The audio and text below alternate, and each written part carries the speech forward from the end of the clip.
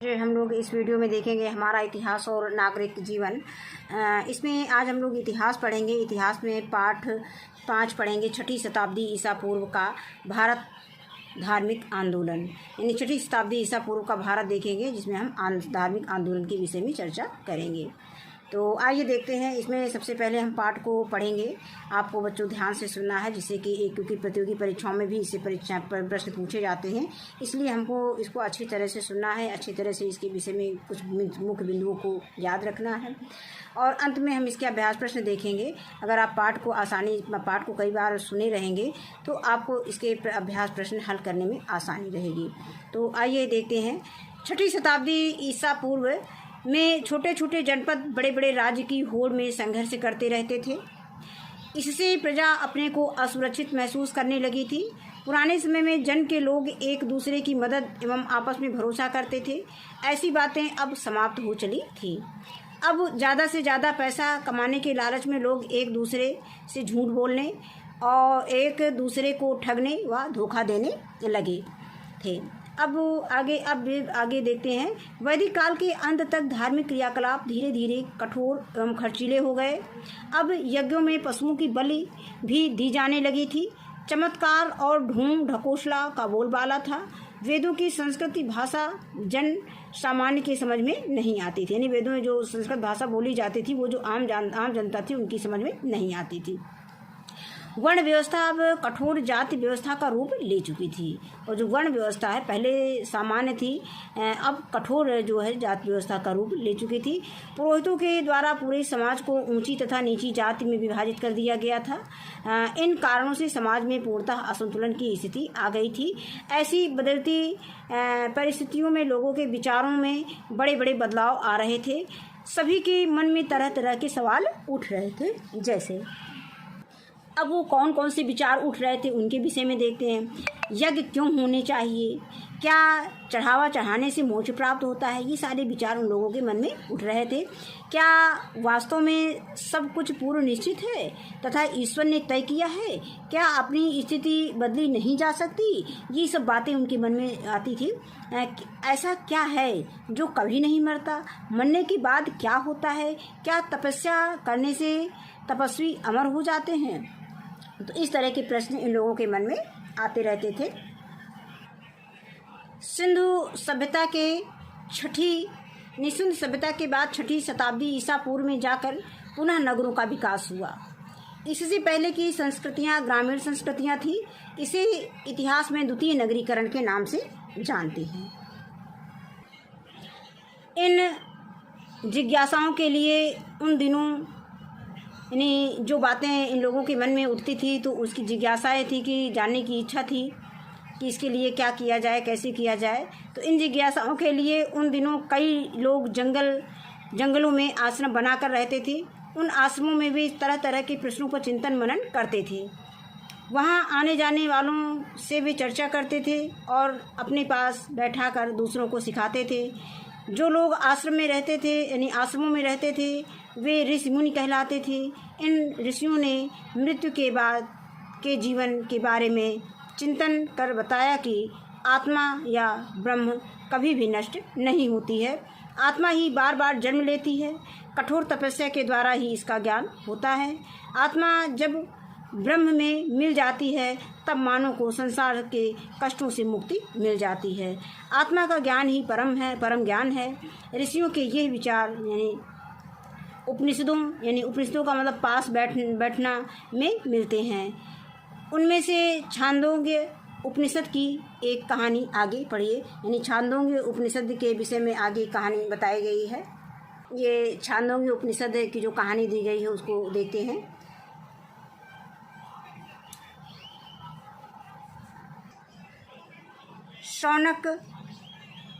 शौनक कपिया और अभिप्रतिम नामक 2 ऋषि जंगल में रहकर वायु देवता की पूजा करते थे।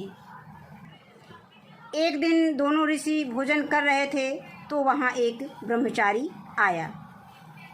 उसने ऋषियों से थोड़ा भोजन मांगा। नहीं बालक, हम तुम्हें भोजन नहीं दे सकते।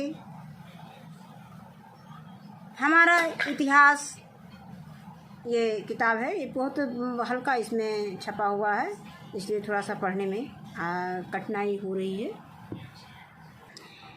कृपया आप बताएं कि आप किस देवता की पूजा करते हैं।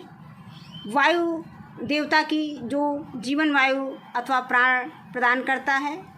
अरे तब तो आपको पता होगा कि जीवन वायु अथवा प्राण वायु ब्रह्मांड से प्राप्त है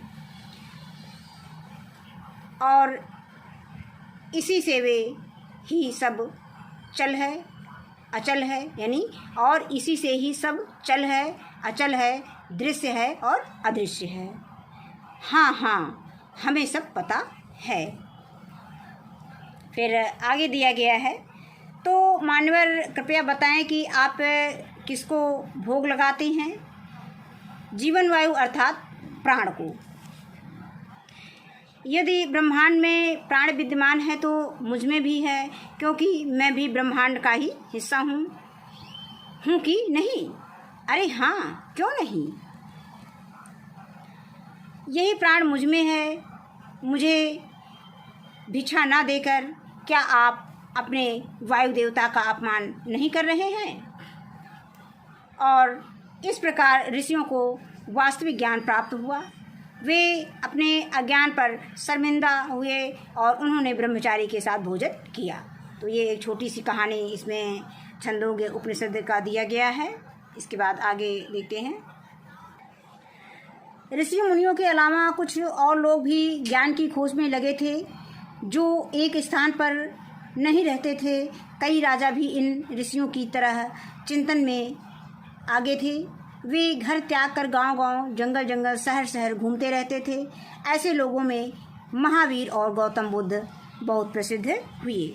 इसके बाद हम महावीर के बारे में, यानी महावीर का जो नाम था वर्धमान था पहले, इनका बचपन का नाम था वर्धमान, तो इनके विषय में पढ़ते हैं। यहाँ महावीर का चित्र दिखाया गया है। जैन थे। अब महावीर स्वामी जैन धर्म के 24वें तीर्थकार यानी महापुरुष थे। 24वें तीर्थकर यानी महापुरुष थे। इनके बचपन का नाम था वर्धमान था। मतलब इनके बचपन का क्या नाम था, यानी महावीर के बचपन का क्या नाम था, वर्धमान था। इनका जन्म एक राज परिवार में वैशाली यानी वर्तमान में बिहार राज्य के निकट 540 ईसा पूर्व में हुआ था। सत्य और शांति की खोज में इन्होंने कठोर तप करने का मार्ग अपनाया। 30 वर्ष की अवस्था में वे घर छोड़कर कठिन तपस्या की और अपनी इंद्रियों पर विजय प्राप्त कर लेने के कारण वे महावीर और जिन अर्थात विजेता कहे गए। स्वयं ज्ञान प्राप्त के बाद स्वयं ज्ञान प्राप्त करने के बाद दूसरों की भलाई के लिए उन्होंने अपने सिद्धांतों का प्रचार प्राकृत भाषा में किया। यानी किस भाषा में किया? महावीर स्वामी ने अपनी सिद्धांतों का प्रचार किस भाषा में किया? प्राकृत भाषा में किया, जो उस समय आम लोगों की बोलचाल की भाषा थी। महावीर स्वामी के अनुसार मनुष्य का सबसे बड़ा लक्ष्य जन्म मरण के चक्कर में से मुक्त होकर कैवल्य यानी मोक्ष प्राप्त करना है। अब यहाँ पे दिया गया है कि ऋषभ देव जैन धर्म के संस्थापक एवं प्रथम तीर्थकर थे। अब ये पूछा जाता है कि ऋषभ देव ने जैन धर्म के संस्थापक कौन थे? तो ऋषभ देव थे। और प्रथम तीर्थकर कौन थे? ये ऋषभ देव। जीवन के विकास के लिए उन्होंने मन, वचन और कर्म से शुद्ध रहकर 3 बातों को मानने पर विशेष बल दिया। वो 3 बातें कौन कौन सी हैं उनको देखते हैं। नंबर 1 है सही बातों पर में विश्वास, और नंबर 2 है सही बातों को ठीक से समझना, और नंबर 3 है उचित कर्म। इसके बाद आगे दिया गया है कि जैन धर्म में उन्हें त्रिरत्न यानी 3 रत्न कहा जाता है।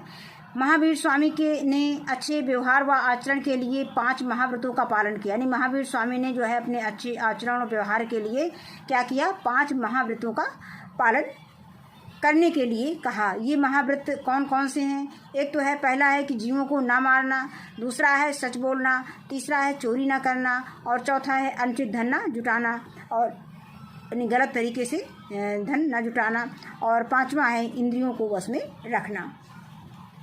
महावीर स्वामी के कैवल्य के लगभग 2 शताब्दियों बाद उनके जैन अनुयायी 2 संप्रदायों में बट गए।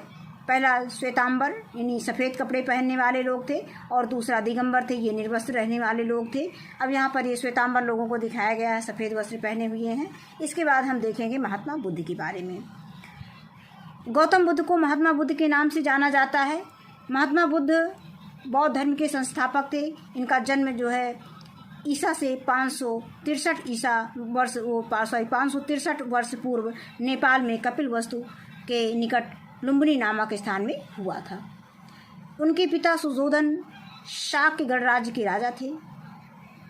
महात्मा बुद्ध के बचपन का नाम सिद्धार्थ था। ये प्रश्न पूछा था, महात्मा बुद्ध के बचपन का नाम क्या था? सिद्धार्थ था। अब महात्मा बुद्ध जब छोटे थे, सिद्धार्थ के नाम से इसमें संबोधित किया गया है, तो उनके बचपन की बातें बताई गई हैं।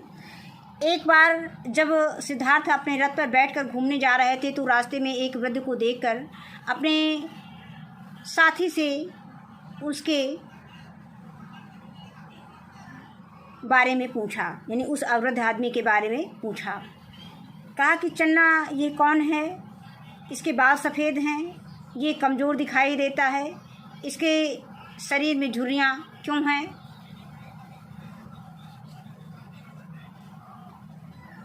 महात्मा बुद्ध यह एक वृद्ध है, अधिक आयु होने की वजह से यह ऐसा है। हर प्राणी एक ना एक दिन वृद्ध होता है। आगे बढ़ने पर इस व्यक्ति के साथ क्या हुआ, ये क्यों रो रहा है? तो उसने बताया कि चन्ना ने बताया कि यह बीमार है, यह दर्द के कारण रो रहा है। जीवन में हर व्यक्ति कभी ना कभी बीमार अवश्य होता है। क्या मैं भी? जी हाँ, आप भी। मेरा सिद्धार्थ पूछ रहे क्या मैं भी बीमार होऊंगा? तो उनका चन्ना कहता है कि हाँ, आप भी बीमार होंगे। और आगे जाने पर यह लोग इस व्यक्ति को क्यों ले जा रहे हैं? इस व्यक्ति की मृत्यु हो चुकी है। तो चन्ना ने बताया कि इस व्यक्ति की मृत्यु हो चुकी है। जो भी इस संसार में पैदा होता है, उसकी एक ना एक दिन मृत्यु अवश्य होती है। वापस लौटने पर रुको चन्ना, ये कौन है?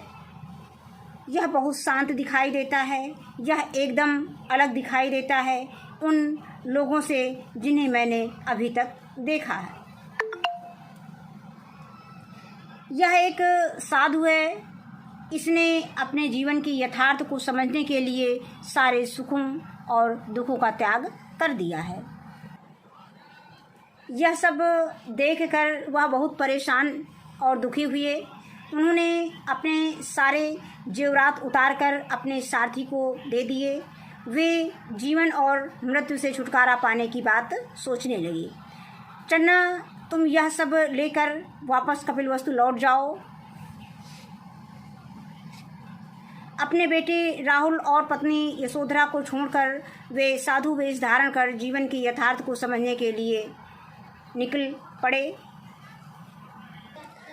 सच्चे ज्ञान और शांति की खोज के लिए उन्होंने काफ़ी दिनों तक कठिन तपस्या की, परंतु उनको इससे शारीरिक कष्ट हुआ और उन्होंने इस रास्ते को छोड़ दिया। वे बहुत दिनों बाद बिहार प्रांत के गया स्थान पर ऋषियों के साथ पहुँचे, जहाँ उन्हें ज्ञान प्राप्त हुआ। यहाँ जब वे पीपल के वृक्ष के नीचे ध्यान लगाए बैठे, तो उन्हें मनुष्य के दुखों का कारण और उनसे छुटकारा पाने का उपाय का ज्ञान प्राप्त हुआ, और वे वृद्ध अर्थात जागा हुआ कहलाए। बुद्ध अर्थात यानी उनका नाम क्या बुद्ध पड़ा, और वे बुद्ध अर्थात जागा हुआ कहलाए। बुद्ध का अर्थ है जागा हुआ। उन्होंने मध्यम मार्ग, बीच का रास्ता अपनाने की शिक्षा दी, जिसका अर्थ होता है ना तो विलासिता और ना तो अधिक कठोर तप।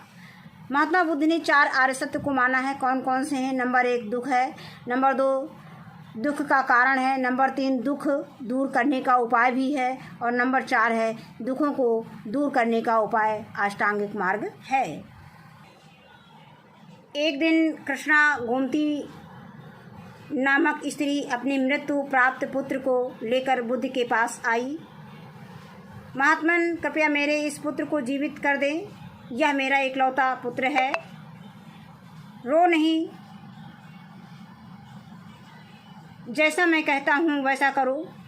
तुम मुझे उस घर से एक मुट्ठी सरसों के बीज लाकर दो जहाँ पर कभी भी किसी की भी मृत्यु नहीं हुई हो। तब मैं तुम्हारे पुत्र को जीवित कर दूंगा। कुछ देर पश्चात कृष्णा गौतमी निराश होकर वापस बुद्ध के पास आई। हे महात्मा, कोई भी ऐसा घर नहीं मिला जहाँ किसी की मृत्यु ना हुई हो। मेरे बच्चे जो भी पैदा होता है उसकी मृत्यु अवश्य होती है। जीवन में अंततः कुछ भी नहीं किंतु दुख है। हमारी इच्छा की समाप्ति हमें दुखों से दूर करती है। कहने का मतलब कि अगर हम इच्छा को समाप्ति कर लें तो हमारा दुख दूर हो जाएगा। अब आगे दिया कि ये अष्टांगिक मार्ग सरल मानवतापूर्ण व्यवहार के नियम हैं। अब कौन कौन से इसमें अष्टांगिक मार्ग में नियम बताए गए हैं। पहला दिया गया है कि जीवन को सुचारू रूप से चलाने के लिए सही सोच होना। दूसरा है सही बात और कार्य करना, सत्य बोलना, अच्छा कार्य करना, अच्छे कार्य द्वारा जीविका अर्जित करना, यानी जो भी कमाइए आप अच्छे कार्य के द्वारा कमाइए। मानसिक और नैतिक उन्नति के लिए प्रयास करना, अपने कार्य व्यवहार पर हमेशा नज़र रखना, ज्ञान प्राप्ति के लिए ध्यान केंद्रित करना। सरल मानवतापूर्ण नियमों में से आप किन किन बातों का अपनाते हैं, चर्चा करें। अब ये जो अष्टांगिक मार्ग दिया गया है, जो नियम दिए गए हैं, अब इसमें पूछा गया है कि आप इनमें से कौन कौन से नियम को अपने जीवन में अपनाते हैं। तो ये आपको इसका उत्तर इसमें से बताना है कि हम किस किस नियम का इसमें पालन करते हैं। महात्मा बुद्ध ने दुख से छुटकारा पाने का निर्वाण कहा है। नहीं, दुख से छुटकारा पाने को क्या कहा है? निर्वाण कहा है महात्मा बुद्ध ने। उनके उपदेशों से मानव सोच में बहुत बड़ा बदलाव आया। उनके उपदेश सरल पाली भाषा में थे। यानी महात्मा बुद्ध के उपदेश किस भाषा में थे? पाली भाषा में थे। उन्होंने बताया कि व्यक्ति का अच्छा या बुरा होना उसके व्यवहार पर निर्भर करता है, ना कि उसकी जाति पर। कहने का मतलब उसका कोई भी व्यक्ति अच्छा है या बुरा है उसके व्यवहार से पता चलेगा, उसकी जाति से पता नहीं चलेगा। वो चाहे जिस जाति का है, अगर उसका व्यवहार अच्छा है, उसका काम अच्छा है तो वो अच्छा होगा, और काम बुरा है तो वो बुरा होगा। मुझे प्यास लगी है, कृपया थोड़ा पानी दे बहन। महात्मा बुद्ध के शिष्य आनंद ने प्रार्थना की, क्या आपको पता नहीं है कि मैं शूद्र हूँ? उसने आश्चर्यचकित होकर पूछा, मुझे ये नहीं जानना है कि तुम किस परिवार से हो या तुम्हारी क्या जाति है। यदि तुम्हारे पास पानी है तो कृपया मुझे पीने के लिए दें, आनंद ने कहा।